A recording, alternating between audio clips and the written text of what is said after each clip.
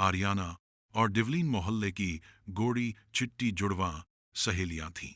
दोनों के बाल इतने लंबे और लहराते थे कि किसी शैम्पू के विज्ञापन जैसे लगते थे। आमतौर पर वे आर्याना के घर पर ही समय बिताती थीं, लेकिन आज आर्याना ने थोड़ी जिद पकड़ ली। डिवलिन, मैं तुम्हारे खिलौनों से थक गई हूं, चलो तुम्हारे घर चलते हैं। आर्याना ने अपनी बैंगनी ड्रेस को झाड़ते हुए कहा। अपनी गुलाबी ड्रेस में प्यारी लग रही डिवलिन ने ठंडी आ भरी।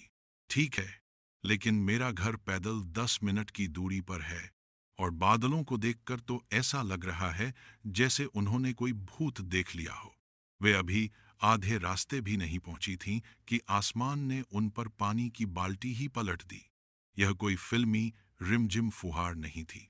यह तो ऐसी बारिश थी जैसे आसमान से भैंसें गिर रही हों।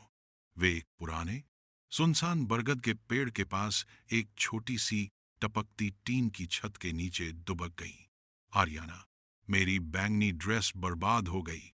मैं एक भीगे हुए अंगूर जैसी दिख रही हूं। डिवलिन, भीगा अंगूर? मैं तो फर्श पर गिरे हुए स्ट्रॉबेरी मिल्कशेक जैसी लग रही हूं। जैसे ही सूरज ढला, सड़क की लाइटें किसी कम बजट वाली हॉरर फिल्म की तरह झिलमिलाने लगीं।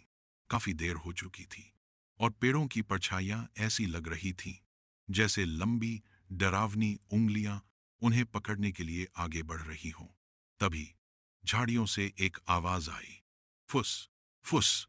डिवलिन, आर्याना ने अपनी आंखें फाड़ते हुए फुसफुसाकर कहा, क्या वह कोई भूत है, या पिशाच, या कोई भूत पिशाच? डिवलिन ने आर्याना का हाथ पकड़ लिया।